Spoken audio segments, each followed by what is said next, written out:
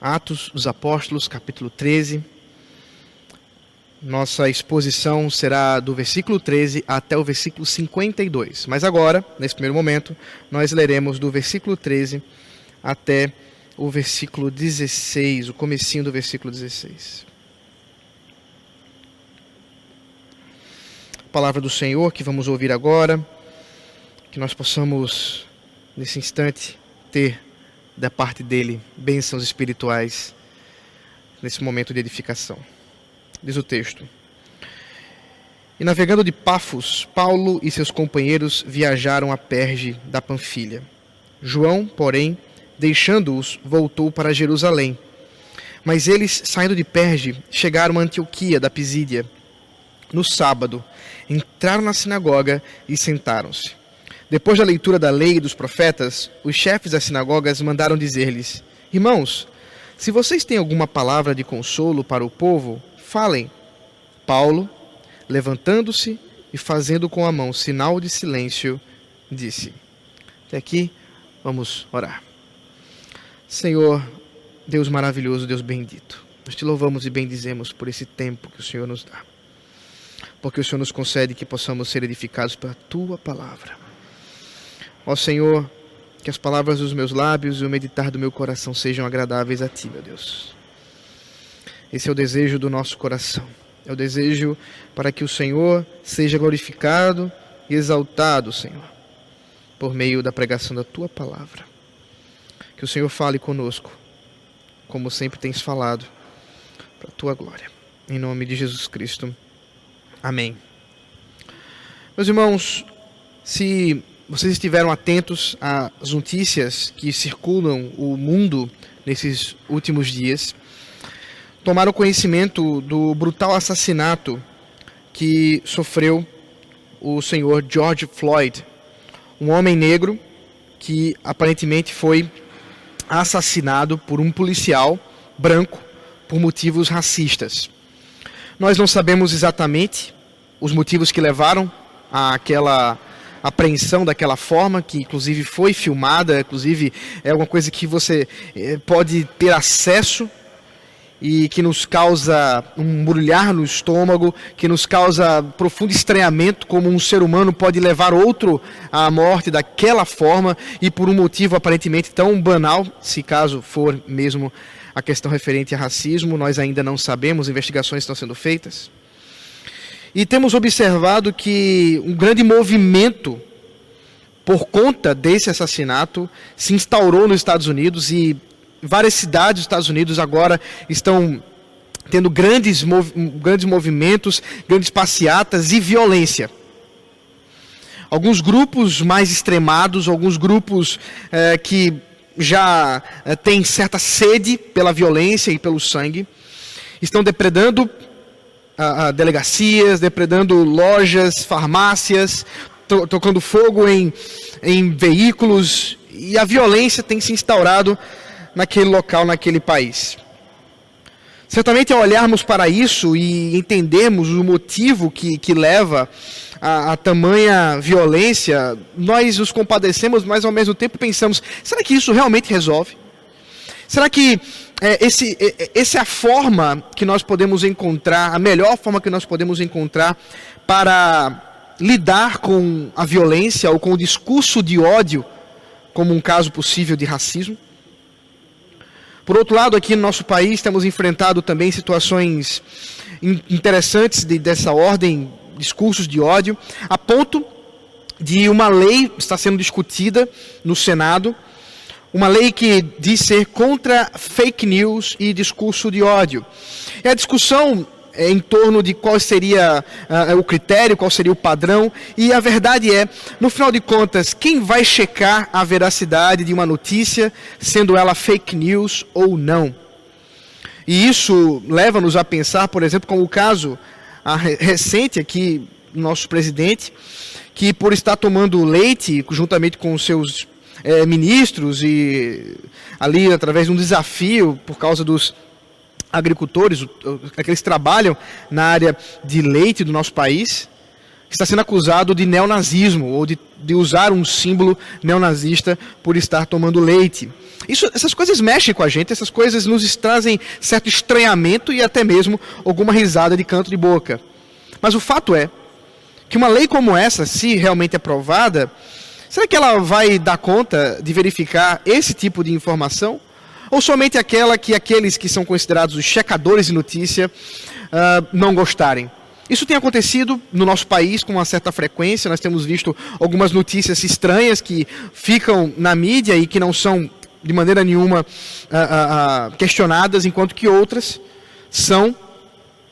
E tudo isso nos aponta, no final das contas, como é que nós podemos, como sociedade, e em especial nós, Igreja do Senhor Jesus Cristo, como podemos lidar com discursos de ódio, como podemos lidar com situações como essas que acabei de citar e muitas outras que surgem em nossa sociedade, uma sociedade que as pessoas estão prontas realmente para a violência, para o ódio. Veja o que está acontecendo agora na Paulista, ainda que os jornalistas estão aí batendo cabeça para descobrir, afinal de contas, o que está acontecendo quando uma torcida organizada ou várias torcidas organizadas estão prontas ali para gritar democracia, mas de forma um tanto quanto violenta. E a gente precisa verificar como é que essas coisas acontecem através do filtro da palavra de Deus, através do filtro do Evangelho. A pergunta, no final das contas, para nós hoje, que estamos olhando para as Escrituras, é: qual é a resposta do Evangelho ao ódio? Será que o ódio, ou o discurso de ódio, pode impedir o avanço do Evangelho? Queridos, nós acabamos de ver o início da exposição, do texto da exposição dessa noite, e hoje vamos observar a continuação dessa primeira viagem missionária do apóstolo Paulo. Paulo agora passa a liderar a dupla, Paulo e Barnabé. Antes, nós já tínhamos visto, de fato, por parte de Barnabé, uma liderança. Ele aparentemente é o mais velho, pelo menos espiritualmente, com certeza, considerando que ele foi um instrumento das mãos do Senhor para trazer Saulo ao seio dos discípulos, para tomar conhecimento, aquele que era corajoso o suficiente para tomar conhecimento a respeito de Saulo, e depois, inclusive, trazê-lo de sua cidade, de Tarso, para a Antioquia, onde ali estavam pastoreando os dois, discipulando pessoas, como já vimos anteriormente na exposição. Mas agora Paulo passa a liderança, e nós vamos observar que daqui em diante realmente Paulo será o líder das missões e também será o personagem, pelo menos humano, destacado em toda a pena de Lucas, o nosso autor. Nós vamos também observar que aqui do versículo 16 em diante há o primeiro discurso evangelístico de Paulo.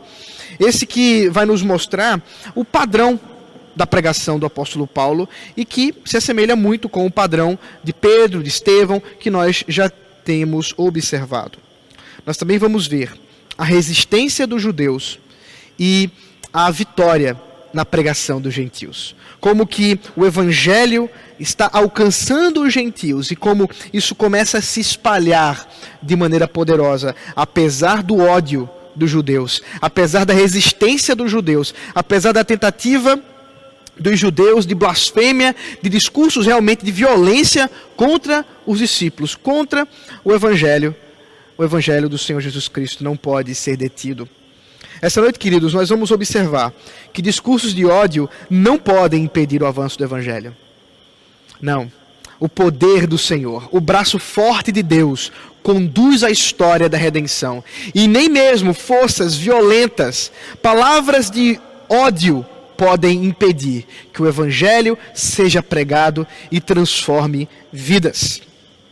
Primeiramente, nós já lemos, do versículo 13 até o versículo 14, até o versículo 14, nós vamos ver como é que Barnabé e Paulo chegam até a cidade de Antioquia da Pisídia. Mas antes disso, nos é informado que, navegando de Pafos, eles, os companheiros, Paulo, Barnabé e João Marcos, lembra dele, estavam reunidos e chegaram em Perge. E lá em Perge houve alguma coisa surgiu, nós não sabemos os detalhes, que fez com que João Marcos deixasse o caminho, ou pelo menos deixasse o grupo e voltasse para Jerusalém. Ele não desejasse continuar a viagem com os seus amigos, com os seus irmãos Paulo e Barnabé. Alguns motivos podem nos ser hipotéticos, né? Nós podemos pensar, imaginar alguns motivos que poderiam ocorrer isso. Talvez porque a viagem de Perge à Antioquia da Pisídia fosse uma viagem perigosa, uma viagem que realmente não era aconselhada.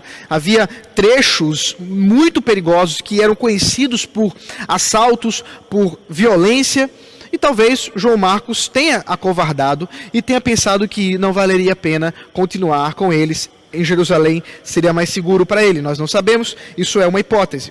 Uma outra hipótese é considerando a liderança de Paulo, considerando que agora Paulo toma a frente do grupo, talvez João Marcos, sobrinho de Barnabé, não tivesse gostoso, não tivesse, ou melhor dizendo, tivesse desgostoso dessa liderança de Paulo, desse jovem que acabou de chegar e que agora toma a frente, toma a liderança do grupo, e talvez Barnabé, ou melhor dizendo, João Marcos, não estivesse satisfeito com isso, desejoso que o seu tio, Barnabé, estivesse na liderança desse grupo missionário e, portanto, teria voltado para Jerusalém. Como eu disse, nós não sabemos, nós não temos as informações. O que sabemos, posteriormente será dito, em Atos capítulo 15, que Paulo depois vai brigar com Barnabé. A disputa será tamanha, tão grande, que eles não vão voltar a caminhar juntos, pelo menos não ali, naquele momento de missão, na segunda viagem missionária. Eles vão preferir ir por caminhos diferentes. A pregação do evangelho continuará, apesar da disputa, mas exatamente por causa de João Marcos. Agora, Barnabé querendo trazer de volta seu sobrinho, Paulo resiste a isso, eles terminam se separando. Como eu disse, nós não sabemos os motivos, mas o que podemos observar aqui, e é curioso isso, é que mesmo nesse período da igreja inicial, nesse momento em que a igreja está ainda com os apóstolos e com todo o poder do Espírito Santo atuante, a liderança pode acontecer de disputas, de lutas, de dificuldades e até mesmo de alguns problemas internos, a ponto de acontecer divisões, a ponto de acontecer algumas discussões. Veja, isso talvez sirva-nos hoje para nos encorajar a sabermos que pode acontecer realmente, que nós, líderes da igreja, que nós, como igreja, possamos ter certas rusgas, certas disputas, certos problemas, mas nós podemos observar também que no final da história, lá na carta a Timóteo, Paulo vai mencionar o nome de João Marcos como alguém que lhe servia muito bem, alguém que depois lhe trouxe grande alegria. Então nós podemos observar também a reconciliação por parte de Paulo em relação a João Marcos. Vamos falar sobre isso mais à frente, quando estivermos expondo o capítulo 15, mas nós já podemos guardar no nosso coração aqui alguma convicção a respeito da nossa imagem de como é a igreja.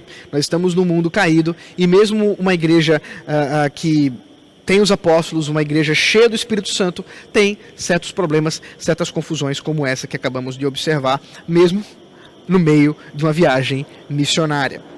O texto continua e nos informa que eles chegam, como eu já disse, à Antioquia da Pisídia. E ali eles se instauram na sinagoga para pregar o evangelho. Esse é um padrão, já mencionei isso para os irmãos, é um padrão evangelístico do apóstolo Paulo. Ele vai seguir essa mesma ordem em várias outras cidades. A Antioquia da Pisídia era uma cidade que tinha uma presença forte judaica e, portanto, ir até a sinagoga era uma estratégia interessante para a pregação do evangelho, considerando que ali ele talvez conhecesse pessoas, ali ele teria uma abertura para falar, como vamos ver inclusive. Então, existia uma possibilidade de iniciar o processo missionário, iniciar a pregação do evangelho em um lugar que talvez fosse mais familiar, e ali as sinagogas era o começo. Também há um motivo teológico. A palavra nos mostra que os judeus são os primeiros a receber realmente a palavra de Deus, o evangelho. João fala sobre isso, dizendo que ele veio para os seus, depois fala que os seus não quiseram, rejeitaram, e portanto ele foi para os gentios. Isso é a mesma a estrutura do caminho da redenção, e nós vamos ver que para Paulo isso faz parte da própria ordem da redenção, em como Deus organizou para alcançar os gentios, que seria inclusive Israel como luz para os gentios. Os grupos que nós vamos encontrar durante essa história que nós vamos observar hoje são grupos de judeus, prosélitos, os tementes a Deus e os gentios. Eu já vou aqui explicar para ficar mais fácil quando nós estivermos expondo e lendo o texto. Judeus, vocês sabem, são aqueles que pertencem à família de Israel, pertencem a essa genealogia de Israel e que eram, a maioria deles, aqueles que nasceram em Jerusalém, há aqueles judeus helenistas que não nasceram em Jerusalém. Aqui nós não temos os detalhes sobre os grupos que estavam aqui, mas o ponto é que eles eram judeus. Também há aqueles que são prosélitos. Prosélitos são aqueles que eram gentios, que não nasceram judeus e que se tornam judeus. Quer dizer, passam a seguir a lei de Israel, a seguir todas aquelas recomendações, portanto são prosélitos. Há também aqueles que são chamados os tementes a Deus, ou os piedosos. Esses são um grupo de pessoas que ainda não seguem a lei como os judeus a seguem, mas têm uma certa predileção, gostam das sinagogas, das pregações, e tem certa abertura para com esse grupo. E por fim, o último grupo, os gentios, aqueles que realmente são pagãos, aqueles que não têm nada a ver com a Israel, nem com a lei, nada disso. Aqui nós encontramos, portanto, Paulo e Barnabé entrando na sinagoga para pregar. É curioso também observar a liturgia. Lucas se preocupa em nos mostrar essa liturgia no versículo 15, dizendo: depois da leitura da lei dos profetas, os chefes das sinagogas mandaram dizer-lhes. Aqui há uma estrutura interessante sinagogal que vale a pena ser mencionada. Era comum, dentro do culto na sinagoga, a leitura da lei. Isso, inclusive, aponta para o próprio nome do Antigo Testamento. Geralmente, os judeus chamam de Tanar, porque se refere à lei, Torá, aos profetas, o Neviim, e aos salmos, ou aos escritos, Ketuvim. E, portanto, esses três grupos do Antigo Testamento eram lidos na sinagoga, e geralmente alguém pedia a palavra, ou dava-se a palavra, para que pudesse trazer um sermão, uma pregação, e essa pregação aproveitava os textos da liturgia para ser ali usado como um sermão também. Paulo não faz diferente. Nós vamos observar que o apóstolo Paulo usa aqui o recurso de se valer do Antigo Testamento. Ele vai citar o Antigo Testamento com muita riqueza, várias e várias vezes. Talvez, inclusive, nós não sabemos os textos que foram lidos, mas talvez Paulo, inclusive, ao terminar aquela liturgia e ter sido dada a palavra a ele utilizou os textos que foram lidos durante a sinagoga, durante o culto sinagogal, para aproveitar aquele momento e aproveitar o gancho e mostrar que tudo isso apontava para Jesus Cristo. Portanto, o que nós encontramos é Paulo e Barnabé sendo convidados a ensinar. É claro que isso não era de todos, nem todo mundo que chegasse na sinagoga era convidado a falar, nós não precisamos pensar assim. Na verdade, Paulo, nós já sabemos, era um rabino conhecido, era da linhagem, dos ensinos de Gamaliel, que era, na época, o rabino mais importante. Paulo, inclusive, tendo participado do Sinédrio, na liderança de Jerusalém. Portanto, era alguém conhecido, alguém, inclusive, que talvez tivesse uma vestimenta especial e que chamasse a atenção daqueles que, ao entrar na sinagoga, que eles olhassem para ele e dissessem: olha, esse aqui é um homem que tem sabedoria, e, portanto, darem a palavra para ele faria todo o sentido. E é exatamente assim que Paulo se preocupa em mostrar a palavra de Deus. Uma palavra que é de consolo, uma palavra de exortação, uma profecia, um ensino, como nós já vimos sendo usado por Deus. A partir do versículo 16, portanto, nós vamos observar que Paulo passa a pregar esse sermão, passa a pregar a palavra de Deus, passa a pregar essa história da redenção. Eu quero, portanto, ler com vocês a partir do versículo 16 até o versículo 41, quando nós vamos observar todo o sermão do apóstolo Paulo. Mantenha-se atento à palavra do Senhor. Disse então o apóstolo Paulo, a partir do versículo 16, a parte B: Israelitas e todos vocês que temem a Deus, escutem. O Deus do povo de Israel escolheu os nossos pais e exaltou o povo durante a sua peregrinação na terra do Egito, de onde os tirou com braço poderoso. Suportou os maus costumes do povo durante uns 40 anos no deserto. E, havendo destruído 7 nações em Canaã, deu essas terras como herança ao seu povo. Tudo isso levou cerca de 450 anos. Depois disso, lhes deu juízes até o profeta Samuel. Então eles pediram um rei, e Deus lhes deu Saul, filho de Quis, da tribo de Benjamim. E isso durante 40 anos. E tendo tirado Saul, levantou-lhes o rei Davi, do qual também, dando testemunho, disse: achei Davi, filho de Jessé, homem segundo o meu coração, que fará toda a minha vontade. Da descendência deste, conforme a promessa, Deus trouxe a Israel o Salvador, que é Jesus. Antes da manifestação dele, João pregou um batismo de arrependimento a todo o povo de Israel. Quando João estava completando a sua carreira, disse: quem vocês pensam que sou? Não sou aquele que vocês esperam, mas depois de mim vem aquele de cujos pés não sou digno de desamarrar as sandálias. Irmãos, descendência de Abraão e todos vocês que temem a Deus, a nós foi enviada a palavra desta salvação, pois os moradores e as autoridades de Jerusalém, não conhecendo Jesus nem as palavras dos profetas, que são lidas todos os sábados, cumpriram as profecias quando condenaram Jesus. E, embora não achassem nenhuma causa de morte, pediram a Pilatos que ele fosse morto. Depois de cumprirem tudo o que estava escrito a respeito dele, tirando-o do madeiro, puseram-no em um túmulo.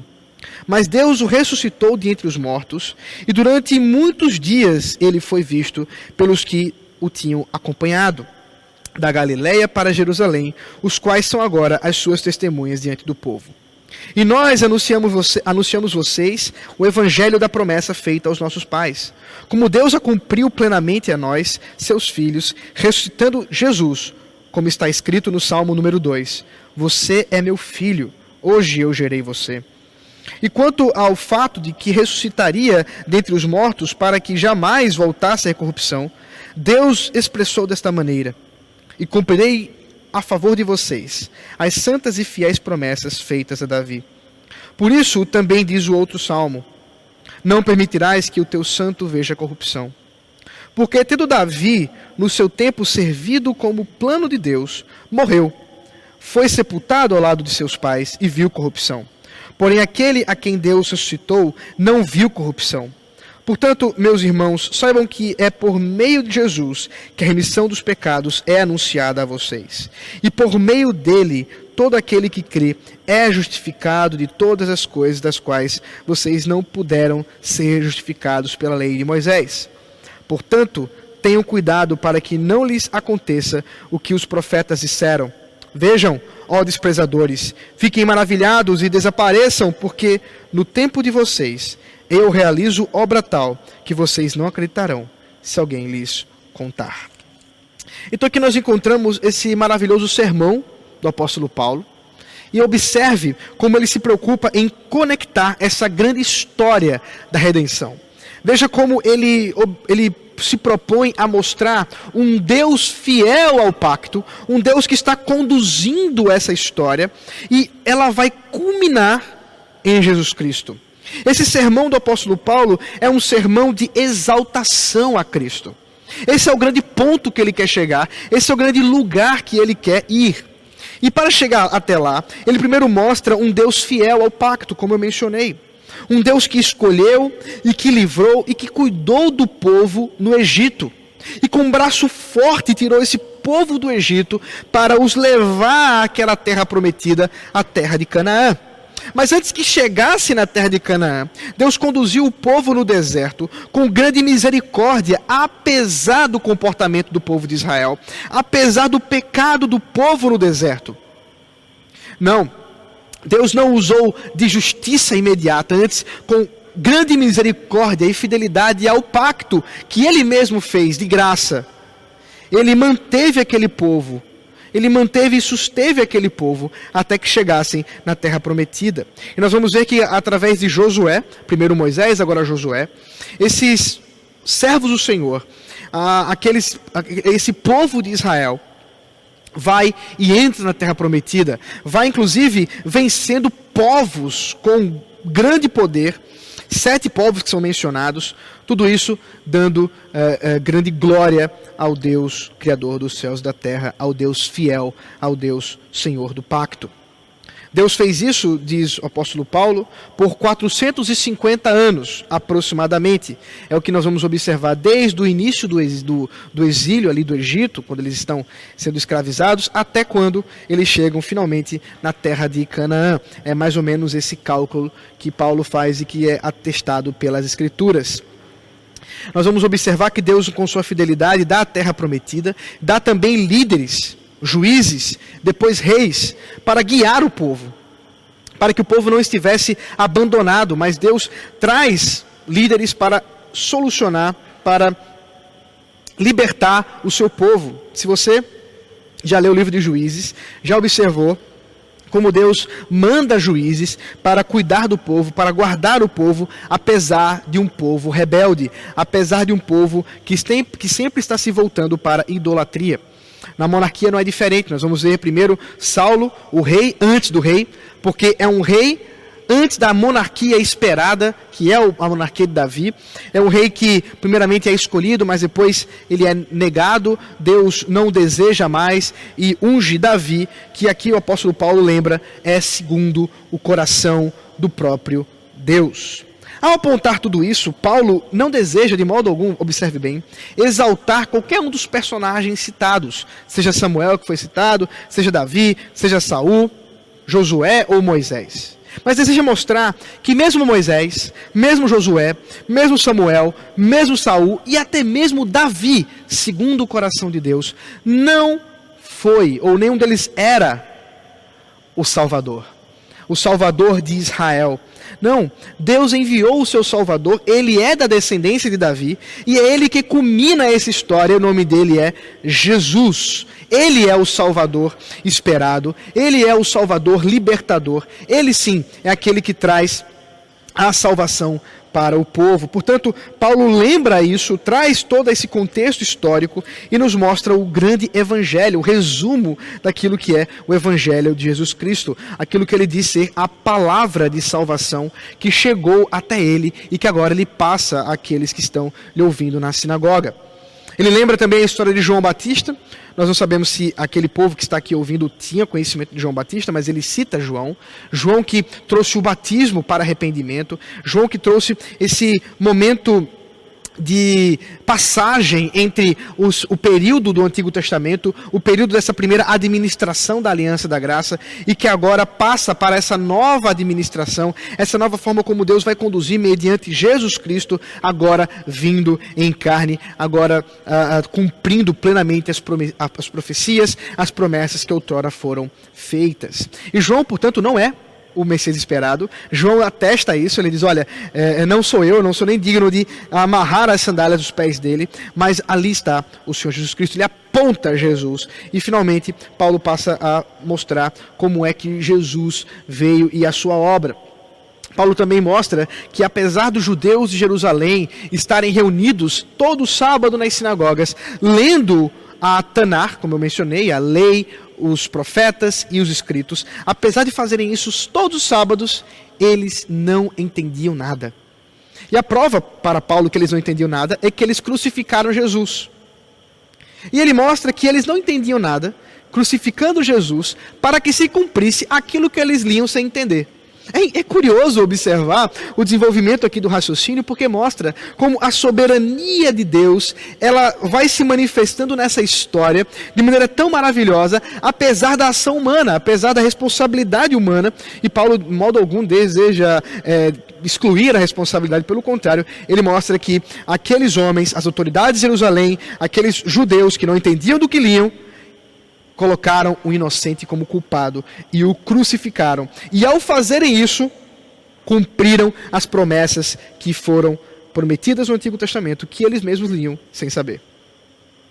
E uma vez que tudo isso estava cumprido, uma vez que ele, sendo crucificado e, portanto, sendo retirado do madeiro e levado à sepultura, tendo cumprido essa bênção da cruz que nós mencionamos hoje pela manhã, se você não teve tempo de nos acompanhar na transmissão da EDV, você pode fazer isso depois. Nós falamos muito hoje sobre a morte, sobre a cruz de Cristo e como é que isso se relaciona conosco.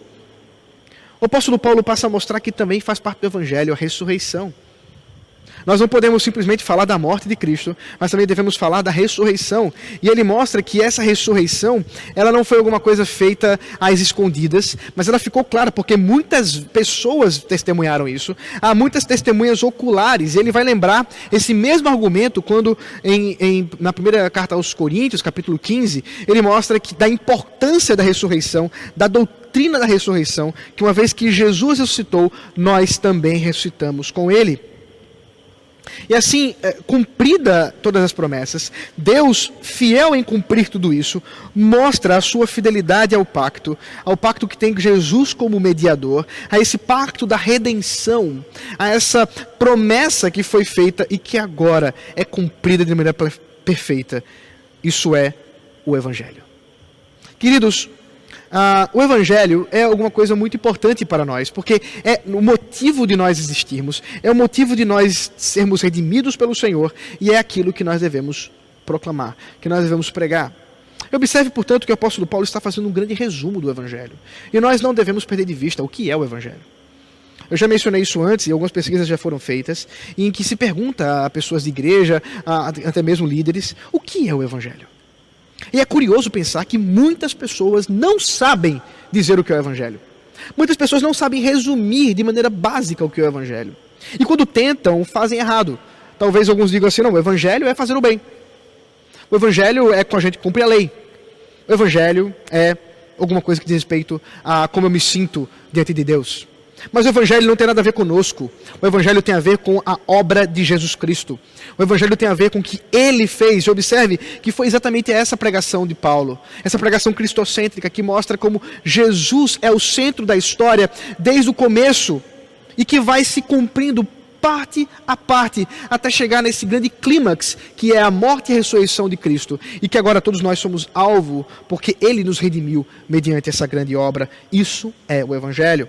Para Paulo também é uma evidência de que Jesus é o Filho de Deus, que ele foi ressuscitado. E ele cita aqui o Salmo de número 2, verso 7, onde aponta para esse poder da ressurreição, uma vez que ele é Filho de Deus.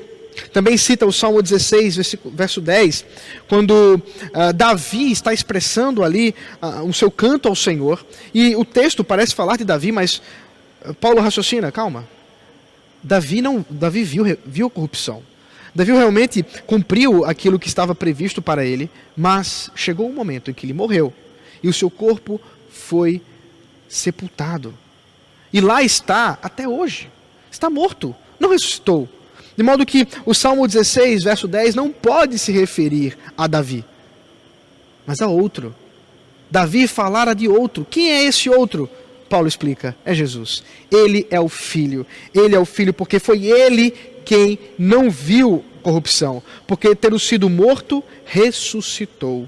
E ressuscitou para a remissão e justificação dos nossos pecados.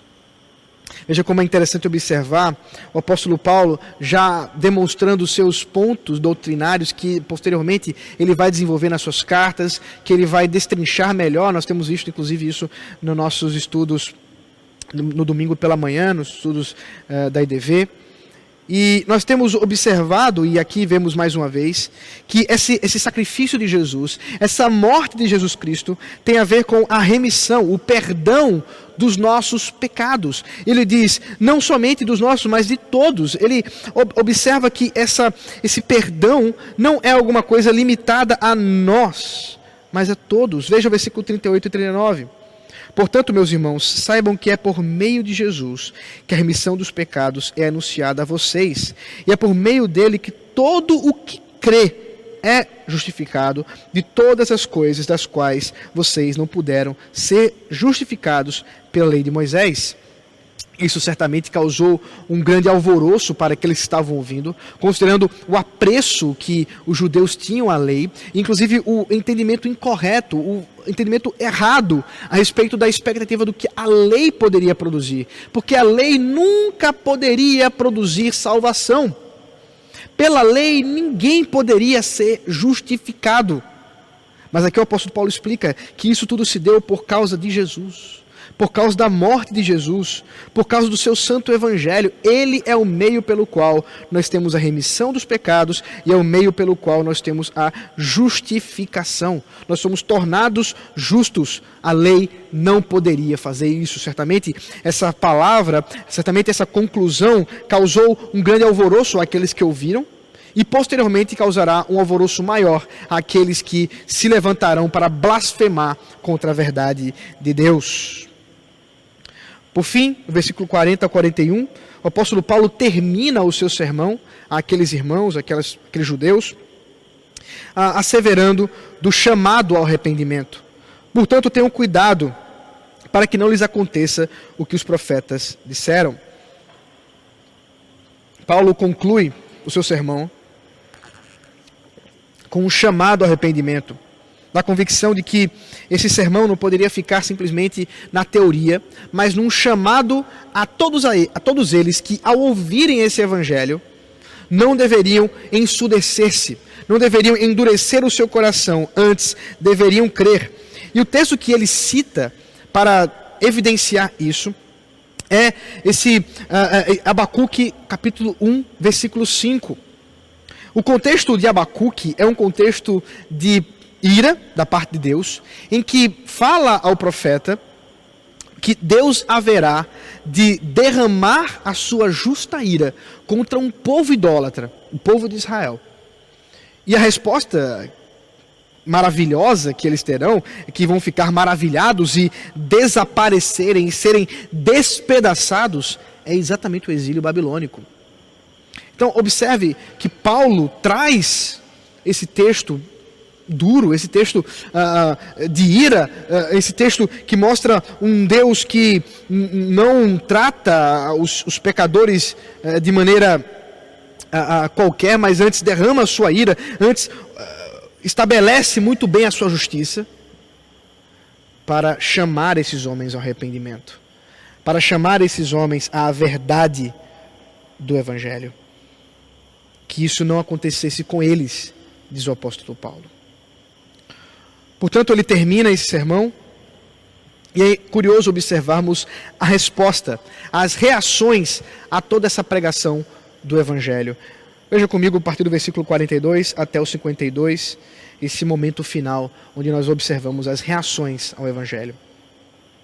Quando Paulo e Barnabé estavam saindo, as pessoas pediram que no sábado seguinte lhes falassem essas mesmas palavras. Terminada a reunião da sinagoga, muitos dos judeus e dos prosélitos piedosos seguiram Paulo e Barnabé, e estes, falando com eles, os persuadiam a continuar firmes na graça de Deus. No sábado seguinte, quase toda a cidade se reuniu para ouvir a palavra do Senhor. Mas os judeus, vendo as multidões, ficaram com muita inveja e, blasfemando, contradiziam o que Paulo falava. Então Paulo e Barnabé, falando ousadamente, disseram: era necessário pregar a palavra de Deus primeiro a vocês. Mas como vocês a rejeitaram e se julgam indignos da vida eterna, eis que nos voltamos para os gentios. Porque o Senhor assim nos determinou. Eu coloquei você como luz dos gentios, a fim de que você seja para a salvação até os confins da terra. Os gentios, ouvindo isto, se alegravam e glorificavam a palavra do Senhor. E creram todos os que haviam sido destinados para a vida eterna. E a palavra do Senhor se espalhou por toda aquela região. Mas os judeus instigaram as mulheres piedosas de alta posição e os principais da cidade e levantaram perseguição contra Paulo e Barnabé, expulsando-os do seu território. E estes, sacudindo contra eles o pó dos pés, foram para Icônio. Os discípulos, porém, estavam cheios de alegria e do Espírito Santo. Queridos, nós observamos aqui algumas reações diferentes, muito diferentes à pregação do Evangelho. Nós vemos a reação daqueles que se alegraram com tudo que estavam ouvindo e pediram para que Paulo e Barnabé voltassem a pregar novamente, voltassem no sábado seguinte para falar de novo na sinagoga essas mesmas palavras. Foram palavras de exortação, foram palavras de conhecimento, de sabedoria, e isso certamente deixou a todos admirados diante de tanto conhecimento. É curioso observar, eu não sei aqui exatamente o número, nós não sabemos o número da população dessa cidade, Mas é curioso pensar que em uma semana, quase a cidade inteira estava sabendo do que esses homens vieram anunciar. Em uma semana, Paulo e Barnabé estavam novamente anunciando o evangelho, dessa vez à cidade toda. No entanto, agora encontraram resistência por parte dos judeus. O texto nos fala que os judeus estavam enciumados, estavam irados e blasfemaram contra a verdade, blasfemaram contra tudo o que eles faziam e os contradiziam com uma forte oposição, um forte discurso de ódio. Estavam prontos e dispostos realmente a se opor à verdade do evangelho, a se opor àquilo que Paulo e Barnabé estavam ensinando, estavam pregando. E qual foi a resposta que eles deram a esse ódio? E como foi que eles responderam a tudo isso? Eles mostraram o plano de Deus, o plano redentivo do Senhor, em observar como primeiro os judeus receberiam o evangelho, mas que no final das contas Israel é luz para os gentios. Paulo e Barnabé estão convictos de que mesmo que existam pessoas que não estão dispostas a ouvir o evangelho, eles estão sabendo que mesmo que haja resistência contra a palavra de Deus, o Senhor tem os seus. O Senhor tem aqueles que Ele vai tocar o coração e vai transformar. O Senhor tem aqueles que Ele vai demonstrar o seu poder de salvação e remissão. E portanto estão descansados nesse grande plano de redenção do próprio Deus. E fazem isso, inclusive, citando Isaías 42:6 e 49:6, que mostra que Israel já havia sido chamada para ser a luz dos gentios. Portanto, eles não estão fazendo nada novo ao proclamar a verdade aos gentios. Apenas estabelece um cumprimento daquela profecia, daquela promessa.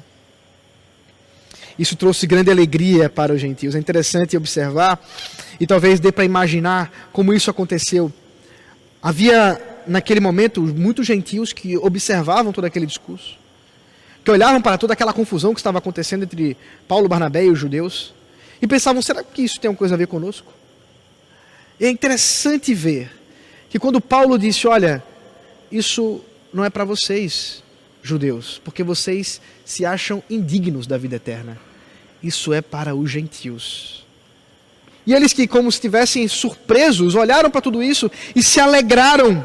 E o texto nos fala que essa alegria trouxe grande salvação naquele momento, e aqueles que haviam sido destinados para crer, creram. Aqueles que já haviam sido eleitos da parte do Senhor, creram. Perceba que Lucas sempre se preocupa em mostrar a soberania de Deus na história, a soberania de Deus nessa pregação do Evangelho e como Deus cumpre perfeitamente aquilo que Ele prometeu. Aqui não é diferente. Ele está recebendo os seus, Ele está transformando os seus, Ele está salvando os seus. E foi a pregação exatamente esse meio para trazê-los à verdade, para trazê-los à redenção, para transformá-los. Os judeus não se dão por vencidos. Numa estratégia curiosa, eles convencem algumas mulheres que são aqui chamadas de mulheres piedosas, já mencionei a vocês, eram pessoas gentias, mulheres gentias, que não eram ainda prosélitas, não tinham da parte ali da sinagoga, mas eram talvez simpatizantes do judaísmo. E esses líderes judeus convencem essas mulheres a provocar uma confusão, e elas eram de alta posição. Talvez aí nós podemos pensar algumas esposas dos líderes daquela cidade, e que convenceram esses líderes a expulsar Paulo e Barnabé. É claro, nós não podemos especular muito do motivo das mulheres terem sido usadas por esses líderes. Mas é curioso observar que geralmente em grupos de discurso de ódio, mulheres são usadas. Mulheres são usadas para falar certas coisas. E nós temos observado grupos extremos que geralmente põem mulheres à frente. Mulheres com lágrimas nos olhos, falando palavras de ordem, gritando, chocando a todos. É curioso, talvez seja um meio de sensibilização da sociedade. E realmente acontece. Mulheres têm a capacidade de sensibilizar e de manipular maior do que os homens. Geralmente é isso que acontece. E aqui não é diferente. Nós vamos ver que esses judeus se utilizam desse meio, judeus fazem essa obra para impedir o avanço do Evangelho. Mas não é isso que acontece. Aqueles que haviam sido destinados para crer, creram. Não foi as tentativas de judeus, de discurso de ódio, que poderiam impedir a pregação do Evangelho. Não foi esse discurso racista, judaico, em que impedia os gentios de entrarem no pacto, de entrarem na graça, que poderia impedir a pregação do Evangelho, que poderia impedir a proclamação da verdade de Deus. Os discípulos terminaram sua tarefa, sabiam disso. Bateram os pés e saíram alegres no Senhor e cheios do Espírito Santo. Meu irmão e minha irmã, o que nós encontramos aqui é essa resposta do Evangelho ao ódio. O que nós encontramos aqui é essa resposta da palavra de Deus à resistência, essa resistência irada, essa resistência cheia de inveja, de obras do mal, que envolve sim o amor que Deus colocou nos nossos lábios.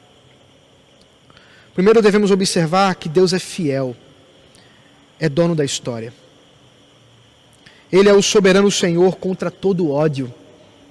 E nenhum inimigo pode prosperar diante da sua santa vontade. Não há discurso de ódio que possa prosperar ao discurso do Evangelho da graça, que é muito maior do que qualquer grupo ou movimento extremista. Nós também vamos observar aqui que a pregação do Evangelho é para todos. Queridos, hoje é conhecido como o dia de Pentecostes, o domingo de Pentecostes. E nós somos lembrados em Pentecostes, nós já vimos isso, que não há distinção para Deus. O Espírito Santo, quando desceu a todos que estavam ali. Nós não sabemos quantas pessoas eram adultas, quantas eram crianças, quantas eram mulheres, quantas eram homens, mas o texto nos fala que todos os discípulos foram cheios do Espírito Santo. E Pentecostes é essa mensagem de união dentro do Evangelho. Pentecostes nos aponta um Espírito Santo que desce para todos, sem dividir, sem segregar. E nós, como igreja, somos chamados hoje a lembrar disso também. A igreja não é dividida. A igreja não é segregacionista. A igreja não é racista. Na igreja não existe cor, não existe raça, não existe língua. Existe apenas o Evangelho. Existe apenas a graça de Deus que alcança a todos da mesma forma, porque é o mesmo Jesus para todos. A pregação do Evangelho é exatamente a resposta exata contra o ódio.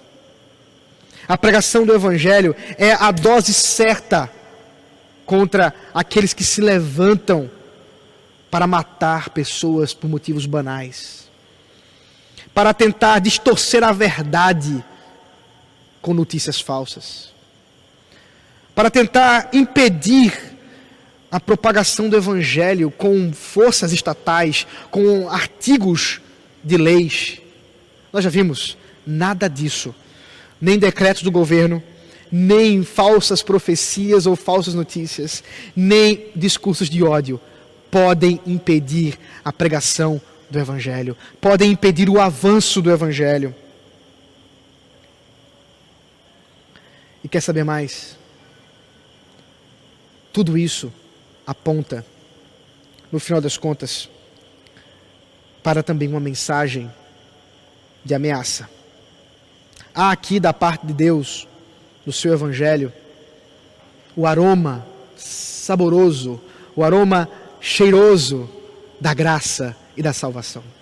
Mas ao mesmo tempo, a ameaça contra aqueles que desprezam o Evangelho. Paulo disse, e nós repetimos, eles serão destruídos. Meu irmão, minha irmã, nós não precisamos gastar tempo com quem não quer ouvir a verdade do Evangelho. Cuidado! Muitas vezes nós perdemos muito tempo em debates, muitas vezes nós perdemos muito tempo com pessoas que não estão dispostas, como esses judeus, a ouvir a verdade de Deus, que blasfemam, que criam estratégias, que articulam contra a pregação do Evangelho. Devemos lembrar que, no final das contas, Deus tem os seus. E se esses não estão querendo ouvir, aprove ao Senhor que assim acontecesse. Mas aqueles que foram destinados a crer, estes sim, crerão. E nós, com estes, devemos e podemos gastar o tempo para pregar o Evangelho, para anunciar a graça de Deus, para a glória do nosso Pai. Vamos orar. Senhor, nosso Deus e nosso Pai, obrigado pelo privilégio de ouvir a Tua palavra, ouvir a Tua voz. Eu rogo a Ti, Senhor, que ao nos instruir e nos exortar, o Senhor conceda aos meus irmãos e minhas irmãs a capacidade, Senhor, de distinguir, ó Deus, o Teu Evangelho das muitas fake news, das muitas falsas notícias que estão por aí. E de poderem ser encorajados nessa noite, ó Senhor, que no meio de tanta violência que nos arrodeia, ó Pai, no meio de tanto ódio que nós vemos nas redes sociais, que nós vemos nos jornais, a Tua palavra, o Teu Evangelho é a resposta certa, porque é a resposta do Teu amor para conosco, de um Deus maravilhoso, um Deus que demonstrou Sua graça e poder em enviar Seu Filho para morrer por nós. E nós Te louvamos e bendizemos por isso, Senhor. Em nome de Jesus Cristo. Amém.